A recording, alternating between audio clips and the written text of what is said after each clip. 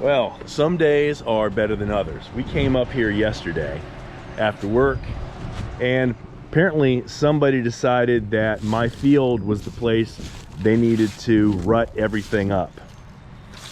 Looks like they had a small truck or UTV. Looks like there was a truck and an ATV out here, and they just rutted everything up. I can't tell if somebody came in here with something small and scooped up some of my lime, or if they just ran over it so much that it got scattered out and smashed into the mud. I started cutting this field 2 days ago on Thursday until it started to rain, and it rained all night, and sometime Friday, yesterday, somebody came out here and decided they were just going to rut everything up. Now this I can't figure out why somebody would think this was okay to do, but they certainly did it.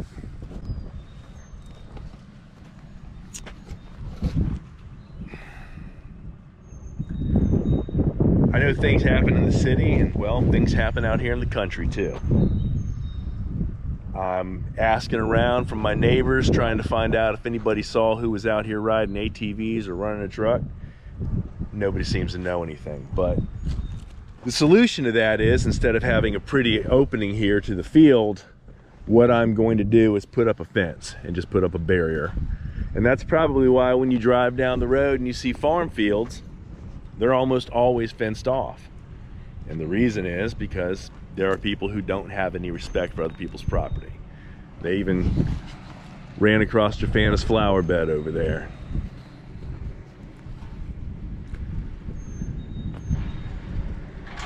Some days start good, some days start bad.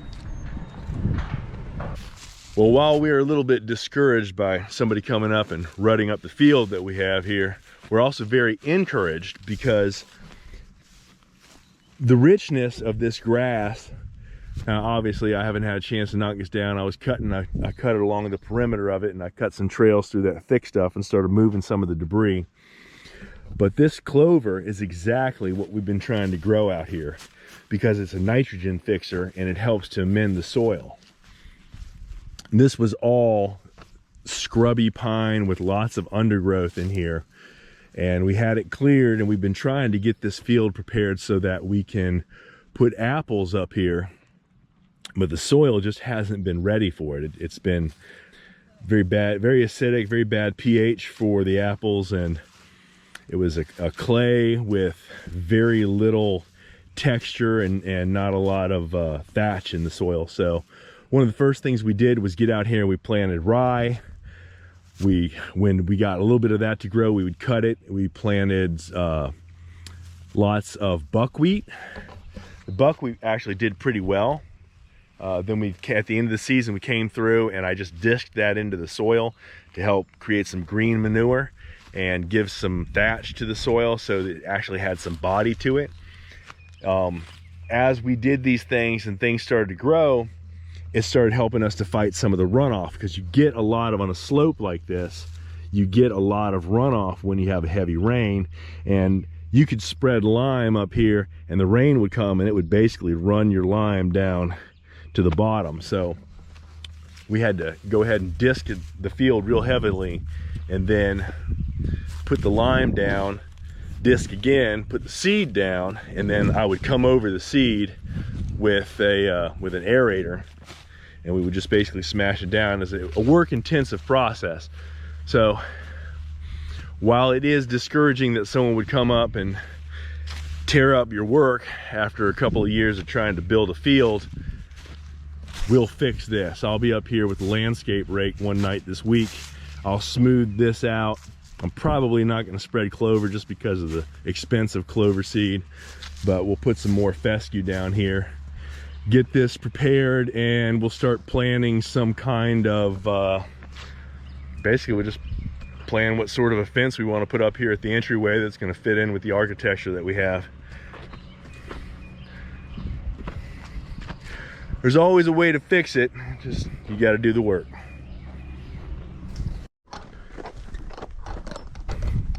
So cool, because there's not a lot of bee food. So like this is one of the first flowering trees. How many bees are? Yeah, That is a ton. it's pretty. Wonder what kind of bees they are. Yeah, there's so many bees. One looks like a honeybee. Yeah, I hope we're not taking someone's honeybees. Well, they're gonna go back, honey. They're not gonna come here. They go back to their hive. How far is the honeybee range? I don't know. You'd have to talk to a honeybee expert. Oh, look at them though. All right. Let's see if we can throw some of this siding up on the wall.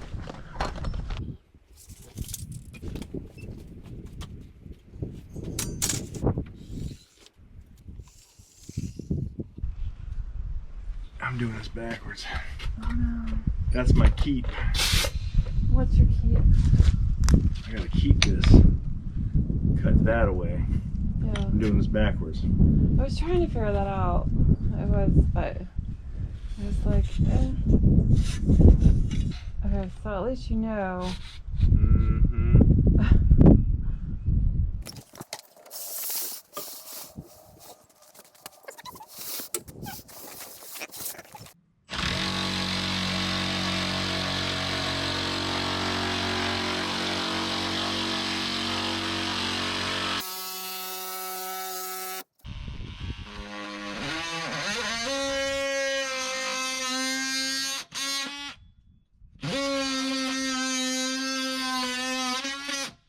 Just go eat this blade up though.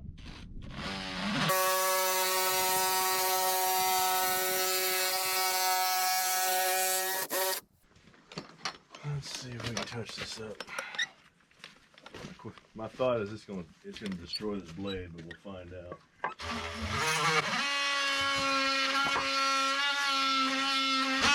Yeah, but one blade is not gonna. It's expensive.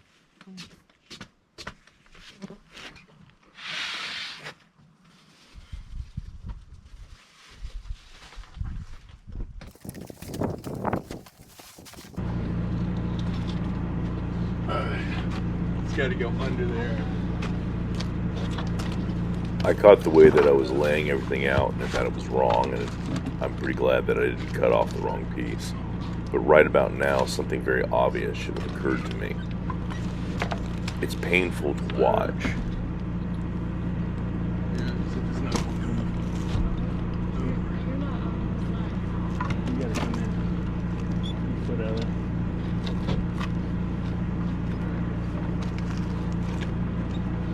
I'm so stupid. You gotta cut the other side too. No wonder he won't fit. Oh, man. I've done this twice now.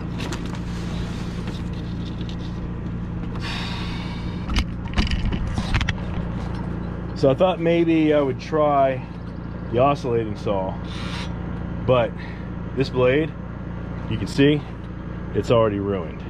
This is the second cut, so this is not the answer. We're going to get the other one. Getting the jigsaw with the special Hardy blade that we bought. I don't know if they make a Hardy blade for this. This makes a heck of a lot of dust, and you could smell it. It was already burning everything up.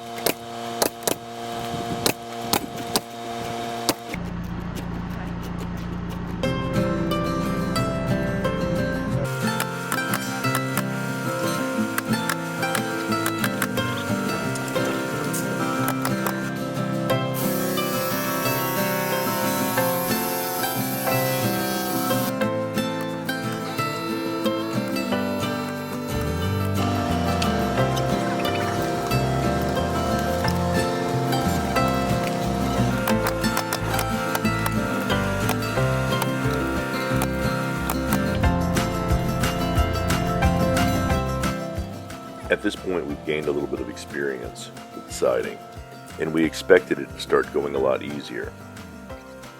The roofing was put on, the fascia and the soffit were put on, and they used some scraps of the siding for spacers so that we would be able to slide the siding up underneath of it. Unfortunately, on the back wall, there were a few places where it did not fit up underneath of the soffit very easily. So it became quite a struggle. What we thought was going to be a fairly easy day turned into a much more difficult one.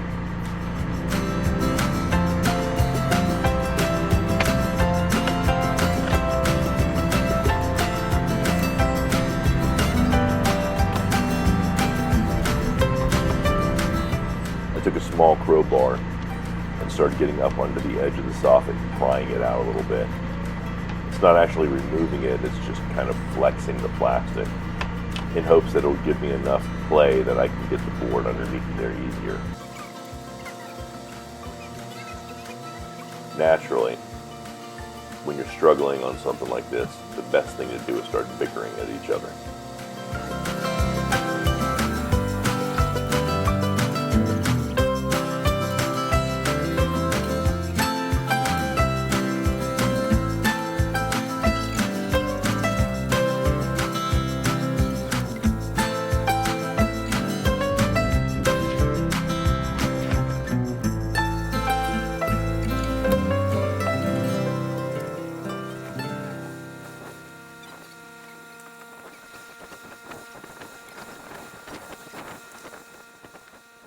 As painful as this is to watch, I can assure you, it was much worse in person. The magic of editing makes this appear that it only took a minute or two, when in fact it took about 40 minutes to an hour to get this one panel up.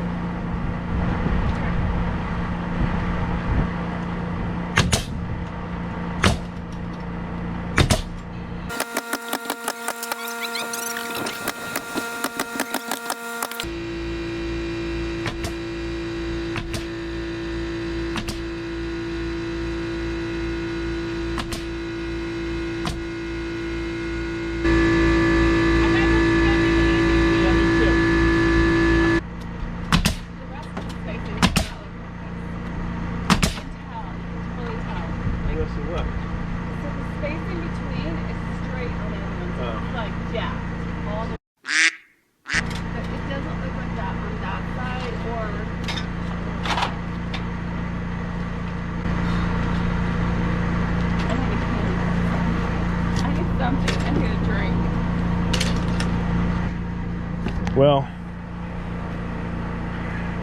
I thought that was going to be easy. Figure it's just one sheet. Just slide it right in, nail it up. No. We checked the sides. It looks like the sides are good. They were supposed to use a cutoff for spacing. It looks like they put it at certain spots in there, but they didn't consistently go down and make sure that it would fit up underneath of it all the way across. So we ran into a couple of problems. It's a little difficult to get that sheet up underneath the J-channel. Well, it's not supposed to rain today, but it's starting to right now. So we're hoping it's just a sprinkle and it's going to pass.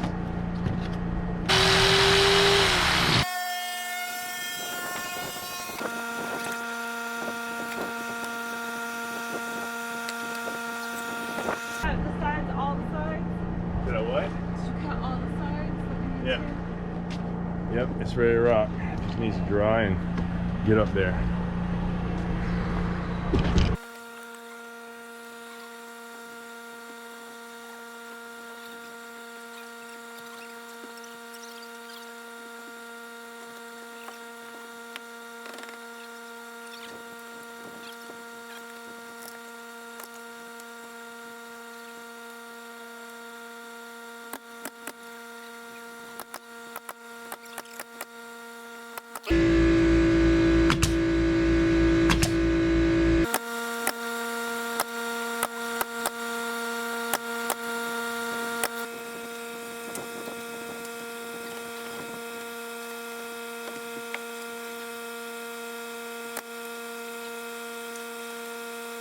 Well, there's no rain in the forecast, but as you can see, it is raining. It comes and it goes. We check the forecast and it looks like in about 40 minutes, 30, 40 minutes, it's really gonna start coming down. But I think I've got time to get one more of these cut and put up. If I can do two, hey, I'll do two. But whatever I can get, we got to take advantage of that because tomorrow is going to be washed out with rain. And this is a weekend build. We got to do it when we can do it. The idea of me coming up here by myself and being able to do one of these is a complete fantasy. It's just not going to happen. So if Jafan is not here to help me, it's not really going to happen. And I'm probably going to be doing mostly close-ups and maybe some time lapse because I managed to tear the crotch out of my pants today, and I don't want to be on camera like that. It's raining again. I just said that. I know, but I didn't want to believe it. So we're gonna go work on the stove. Yeah, let's go do that. Okay, let's bring all the tools. Well, we're gonna go inside. Hey, we have an inside. That's true, we do have an inside. That's nice.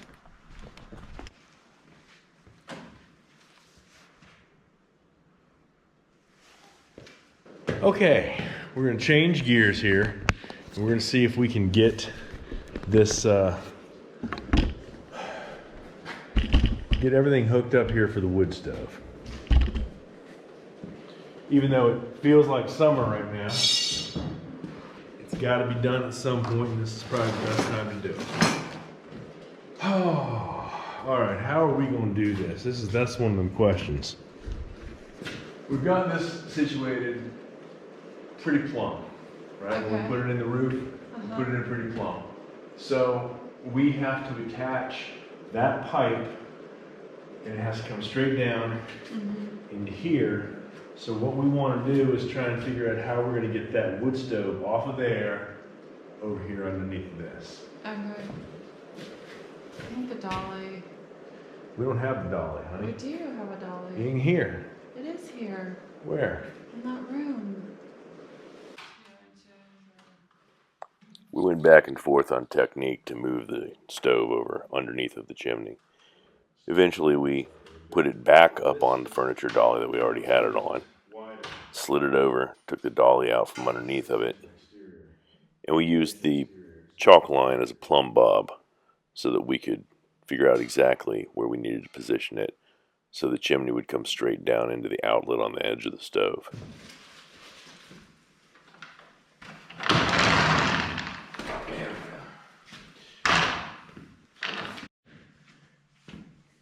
We've gone ahead and disassembled the crate. We've taken all the fire brick out of the wood stove. We've taken the top steel plate off, got it setting over there. Basically everything I could do to take off stuff that could fall off and break, fall over and break, and also probably removed about, I don't know, 30, 40 pounds from this behemoth.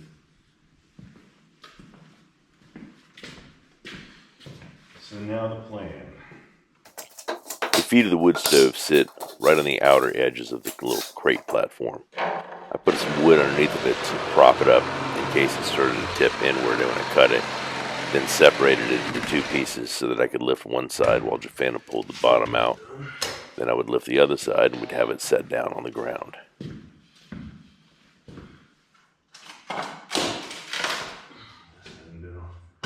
Doing much of nothing. Oh, wow.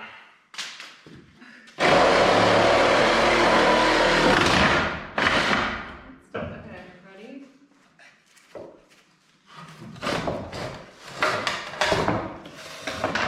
Lots are out. Go. How are you doing?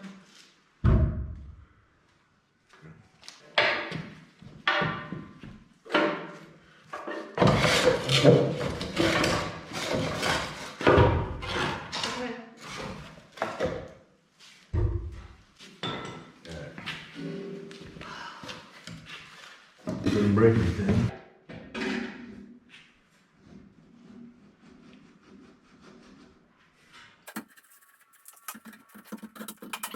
Sometimes the successes you have aren't some big grand thing. It's just a simple little mundane thing. Like having a wood stove sitting there even when you don't need it. Knowing that when you do need it, it's there.